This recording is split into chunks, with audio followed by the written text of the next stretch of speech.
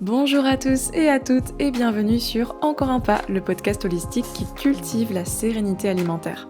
Je suis Alizée Perrin, sophrologue certifiée et psychonutritionniste et je vous aide à vous réconcilier avec la nourriture et votre corps. Et bienvenue dans ce 7e épisode de mon podcast, un épisode spécial. Je pense que vous vous en doutiez peut-être que j'allais écrire un épisode sur le sujet les fêtes de fin d'année, voilà, Noël, tout ça. Pour moi, ça a été une source de stress immense pendant très longtemps, pendant des années, et en guérissant de mes TCA, parce que pour rappel, du coup, j'ai souffert pendant 7 ans d'hyperphagie, puis de boulimie. Et donc en guérissant de mes TCA, je me suis rendu compte à quel point ça pouvait être un moment de joie, de partage, de simplicité. Et vraiment, c'est des choses à côté desquelles je suis passée pendant des années. Pour moi, c'était une source de tension, de conflit, non seulement un conflit à l'intérieur de moi-même, j'arrivais toujours à Noël avec des tas d'objectifs, etc. Et puis des conflits aussi avec des proches. Donc voilà, j'avais envie de faire cet épisode parce que c'est vraiment une grande source d'angoisse pour toutes les personnes qui sont en souffrance avec leur alimentation. Et moi j'avais envie en fait de vous partager mes pistes de réflexion dans ce petit épisode, vous donner plein de conseils, plein d'astuces. Et d'ailleurs ces conseils, ils sont valables aussi pour tout le reste de l'année, pas que pour les repas de Noël, mais je parle de tous les repas de famille, les invitations au restaurant, voilà, des choses qui peuvent être aussi angoissantes. Donc pour moi, il y a quand même deux choses qui peuvent vous faire passer un mauvais moment dans ces cas-là, dans ce type de repas-là, et on va traiter en fait de ces deux sujets dans l'épisode. Déjà, la première chose, c'est vos pensées et votre comportement envers la nourriture, et le poids aussi. La deuxième chose, c'est évidemment les gens qui vous entourent. Mais là, indirectement, c'est aussi vos pensées, et on va y revenir. Déjà, par rapport à vos pensées et votre comportement, je constate souvent en fait deux types de comportements envers la nourriture, dans ces repas-là qui sont des repas exceptionnels finalement, ou très occasionnels, on va dire. Donc il y a souvent les personnes qui sont en restriction et qui mangent pas comme les autres, qui font super attention, qui sont souvent hyper mal à l'aise, voire qui ont peur en fait de certains aliments. J'ai moi-même déjà vu des personnes ramener leur tupperware de salade de quinoa au restaurant en disant qu'elles étaient en train de faire un rééquilibrage alimentaire en fait, en disant oui mais c'est un rééquilibrage sain et pas frustrant.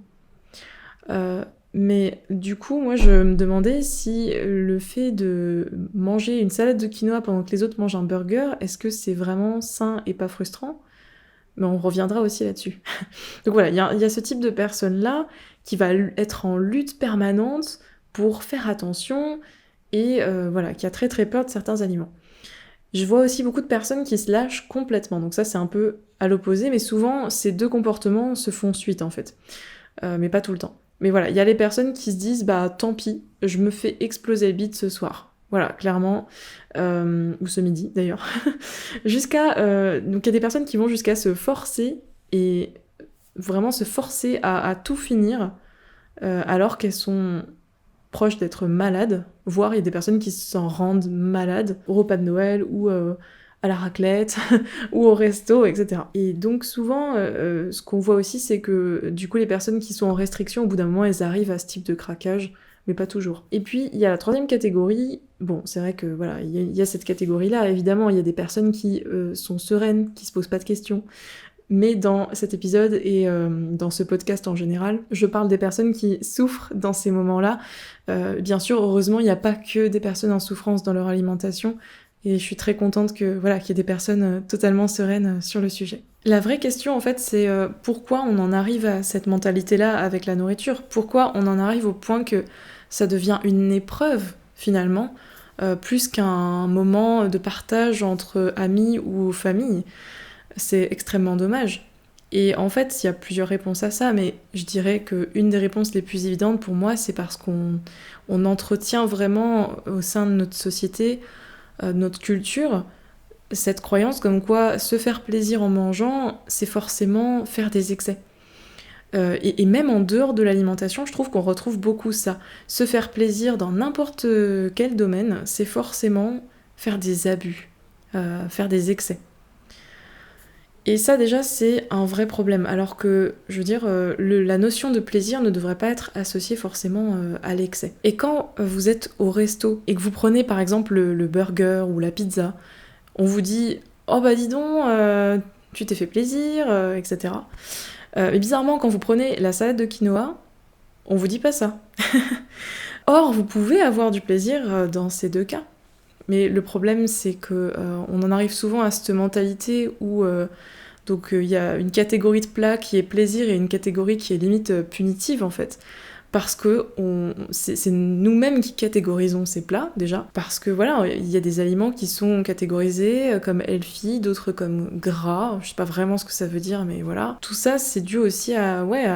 Donc en fait, tout ça, c'est des pensées de restriction cognitive, finalement. Que ce soit au resto, ou pendant Noël, ou les repas de fête, ou peu importe, quand on mange jusqu'à s'en rendre malade, c'est vraiment parce que je pense que c'est en partie à cause du fait que les régimes ou en tout cas les pensées de restriction créent le sentiment d'urgence autour de ce type de repas. Parce que ces repas arrivent occasionnellement, voire une fois par an pour les repas de fête.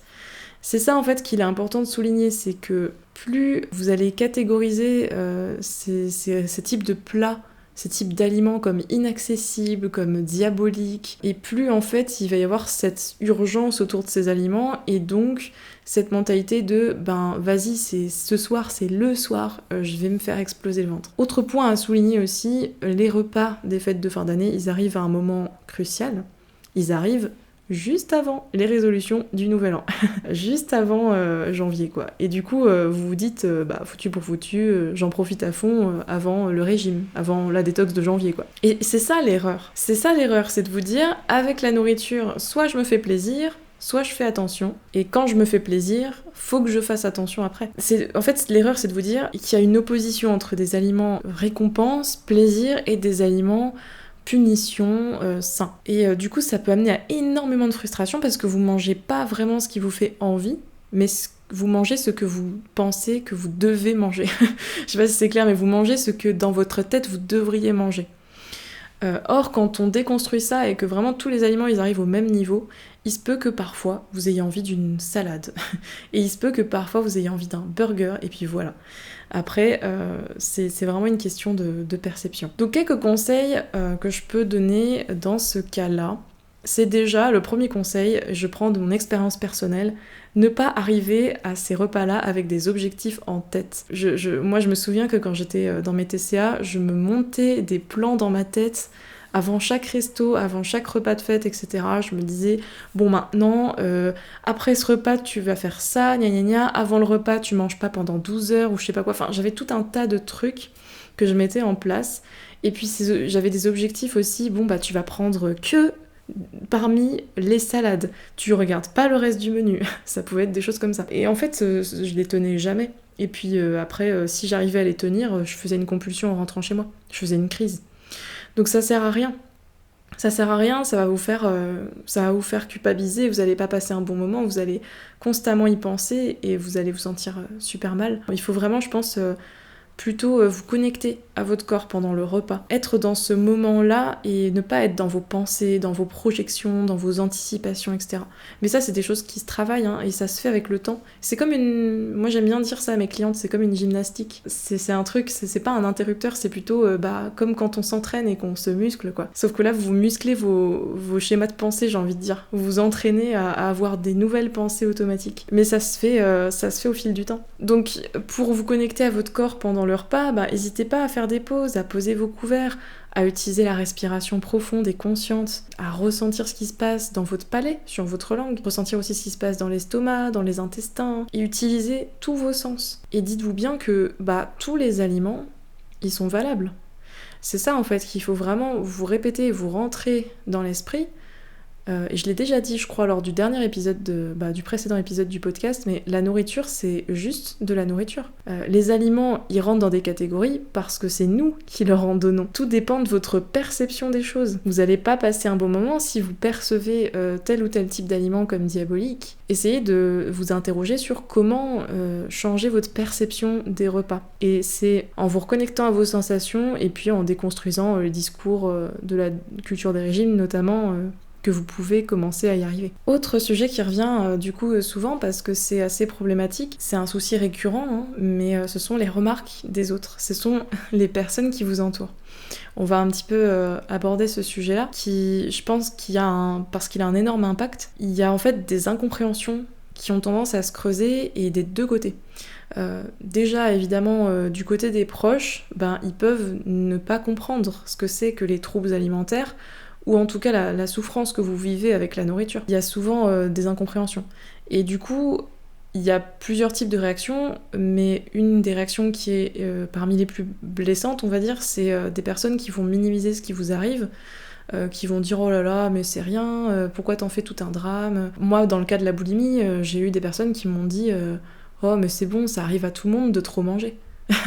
Voilà, c'est un peu violent, mais en fait c'est un manque d'information, c'est tout. Après, si vous expliquez à la personne ce que c'est et qu'elle vous fait toujours des remarques, là c'est quand même des agressions, faut arrêter quoi. Je pense que de votre côté, c'est pas non plus votre devoir, si vous avez pas la force ni l'énergie d'éduquer les gens, c'est pas de votre faute. Les gens aussi, c'est un petit peu à eux, je pense, même s'ils ne peuvent pas tout comprendre des TCA, mais je pense qu'il y a une petite part de responsabilité quand même quand on a un proche qui souffre de TCA. C'est important d'aller se renseigner. C'est important d'aller farfouiller à droite à gauche, grappiller des renseignements pour éviter au maximum les remarques qui peuvent blesser. Même si c'est clair qu'on peut pas être parfait. Personne n'est parfait. Donc voilà, du côté des proches de personnes souffrant de TCA, il y a des infos à aller chercher, et du côté des personnes souffrant de TCA, faut aussi faire la part des choses et se dire que c'est difficile pour quelqu'un de l'extérieur de comprendre. Et donc il y a souvent des remarques qui partent d'une bonne intention, mais qui sont de la maladresse et qui se transforment en quelque chose de blessant malgré la personne qui vous l'a dit en fait. Donc voilà, il y a pas mal de personnes qui peuvent minimiser ce que vous ressentez, et au contraire il y a aussi des personnes qui vont aller dramatiser. Toutes ces réactions-là en fait, ça peut être difficile à encaisser. Et comme tout ça, l'alimentation, le rapport au corps, c'est des sujets tabous, c'est souvent une souffrance qui est cachée, voire invisibilisée. Notamment dans le cas où vous avez un IMC considéré comme normal, même si moi, l'IMC, je pense que j'en avais déjà parlé aussi dans des posts et dans un podcast, je pense que vous connaissez mon avis là-dessus. Pour moi, c'est désuet et ça devrait pas être utilisé, parce que ça prend en compte que votre taille et votre poids. En gros, quand vous avez une corpulence considérée comme moyenne, normale, donc c'est-à-dire ni dans la maigreur, ni dans l'obésité, du coup, les gens ont tendance à se dire du coup, il ou elle n'a pas de problème. Alors qu'à contrario, quand vous êtes gros ou grosse, on considère souvent que vous n'avez pas à vous autoriser tous les aliments et que vous devriez faire attention. Et ça, c'est de la grossophobie, évidemment. Voilà, en tout cas, je considère que c'est vraiment absolument pas normal que on dise rien à une nana ou à un mec qui fait du 34 et qui mange un gros burger, alors que une autre personne qui fait du 54, j'en sais rien, et qui mange exactement le même plat, on va lui faire des remarques en disant qu'elle devrait faire attention, etc. Et je veux dire, associer le mal-être alimentaire avec le poids, du coup, c'est invisibiliser la souffrance d'une grande partie des personnes qui souffrent de TCA. Parce qu'il y a beaucoup de personnes qui ont des TCA, ou une alimentation troublée, et ça se voit pas du tout. Je veux dire, c'est pas forcément obligé de se voir, quoi. Et je pense que pareil, ça c'est quelque chose à prendre en compte de votre point de vue. Si vous êtes la personne en souffrance, dites-vous que dans la tête des gens, souvent, s'il n'y a pas de symptômes visibles sur le corps, ça veut dire que vous n'avez pas vraiment de problème, quoi.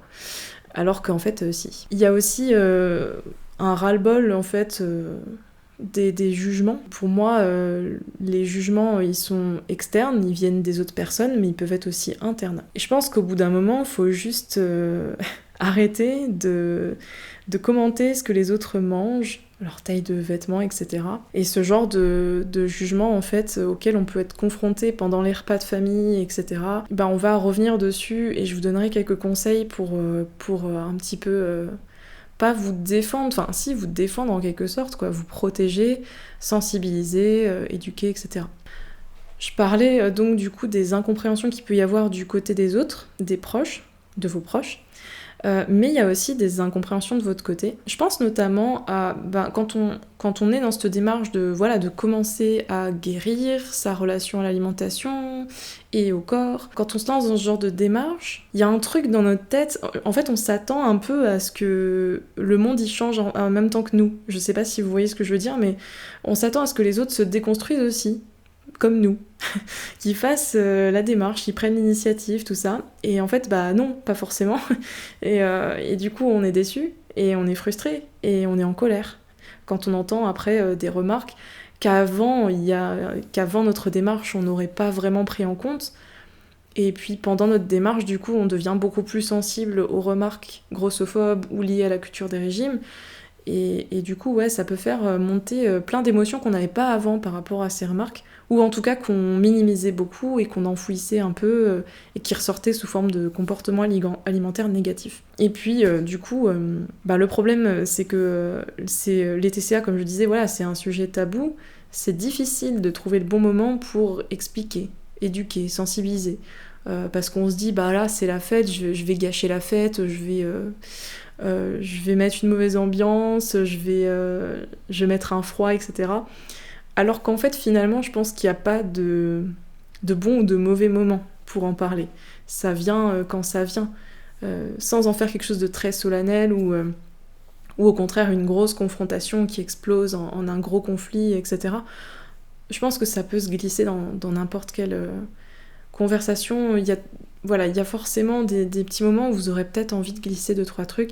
Et si vous n'en avez pas envie, c'est ok aussi. Du coup, justement, un des conseils que j'aurais à donner pour passer un meilleur moment pendant ces repas de fête et de resto, bien sûr, c'est de votre côté déjà, parce que vous pouvez pas contrôler tout ce que les gens pensent et tout ce que les gens font. Vous n'avez pas de contrôle sur les pensées, les jugements des autres et ce qu'ils ou elles disent.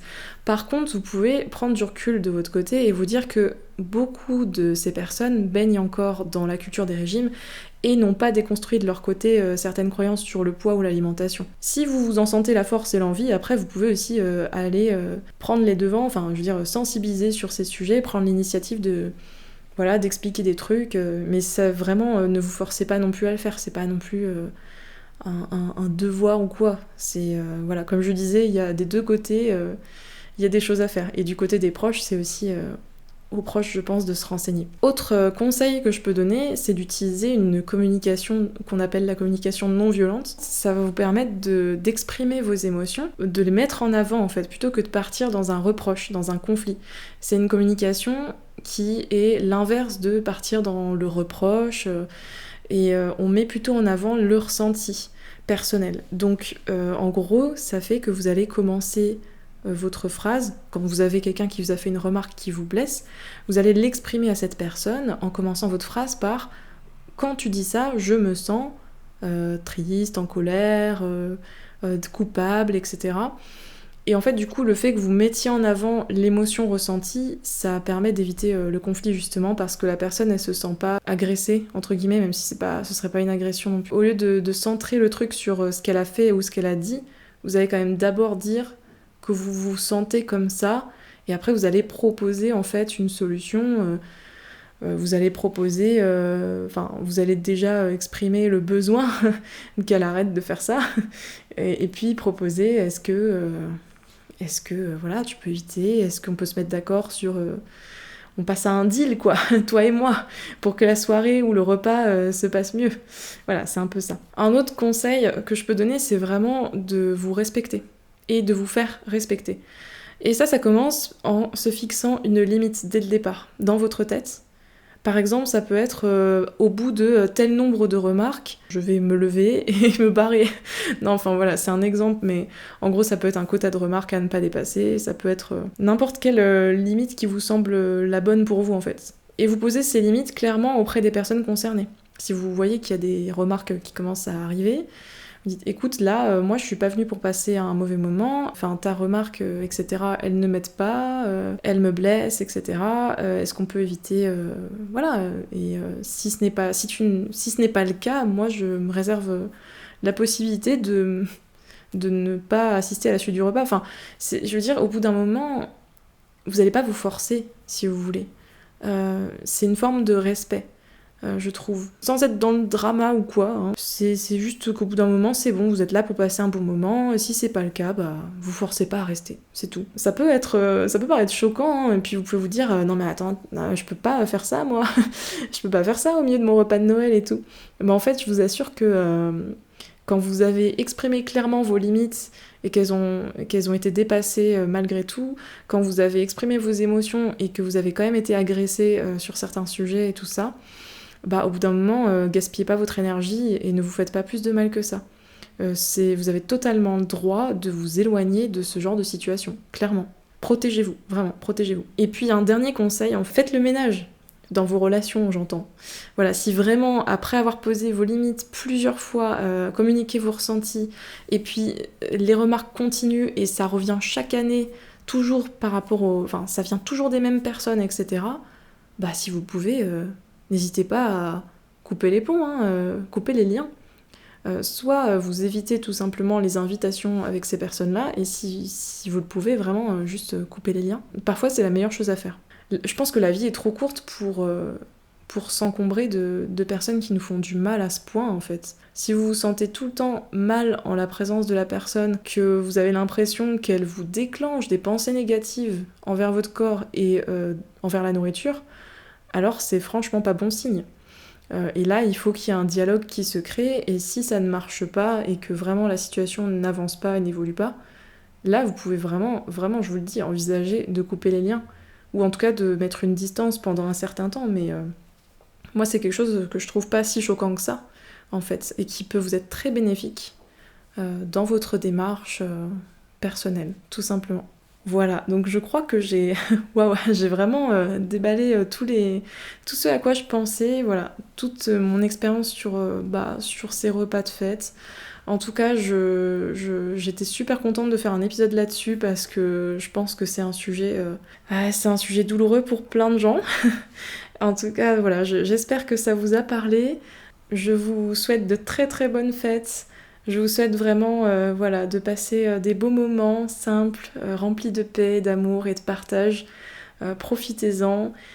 Dites-vous que vous êtes une belle personne, que vous méritez cette nourriture, que vous méritez de prendre du plaisir et de savourer vraiment. Et puis on se retrouve probablement dans un nouvel épisode en janvier.